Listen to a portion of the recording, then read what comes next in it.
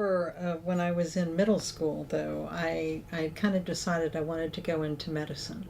Thought about being a physician, but I even then I felt like I wanted to have a family, and it's really hard to be a good physician and have time to have a good family life. So I decided then that I thought being a nurse was probably what would work best for me, all goals in mind. There are so many opportunities in nursing that if you haven't ever experienced something, I have sometimes felt like I should have gone into the military. When I was graduating, I got a bachelor's degree from Florida State University, and when I was finishing school, I got letters of interest from military, but I didn't come from a military background. I didn't really ever consider it, but had I done it then, I could have retired in 20 years and then had a pretty good income and gone back to work and worked in another setting, but it didn't really occur to me. I worked in Orlando, Florida for a long time. I was at Orlando Regional for most of my nursing career. My husband and I kind of decided to move up here only about 9 years ago. And I had my last work in Orlando had been managing an adult immunization and travel clinic.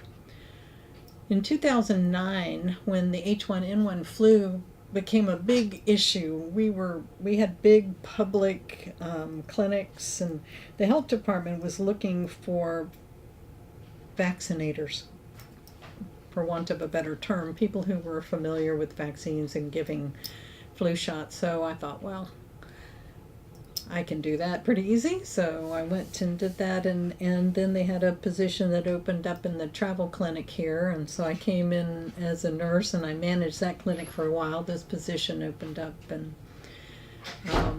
I applied for it, and there it is.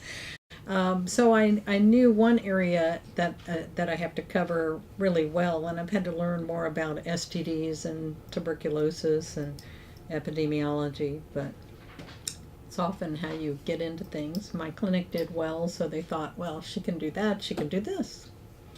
I've often thought, you start down a path and you meet somebody here who bumps you off this way because it sounds like a good idea.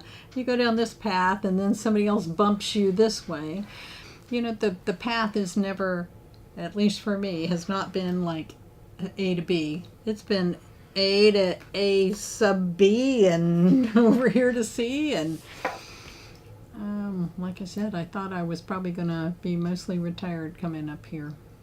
When you're a freshman and a sophomore, you're in a lot of basic studies. You get a big variety of classes that you have to take, but to keep your mind open and trying to get the most out of those that you can. I thought Western civilization was going to do me in when I was a freshman in college. I was a really good high school student. I was an honors student, and I went to college thinking it would just be, basically as easy as high school was. And I got a C. I hardly ever got a C in my life. I got a C my first semester at school. And it was a real wake up for me. So I didn't get another C in school. I think being a freshman, you just need to try to make the most out of your experience that you can. Get to know some of the professors, and especially the ones that you feel like have a real interest in you as an individual, and your advisors can really give you a lot of good guidance along the way. Don't do stupid things. I think for a lot of freshmen it's really hard not to do some kind of dumb things when you've never been away from home before, not like this, and you want to have a good time, you want to have good college memories.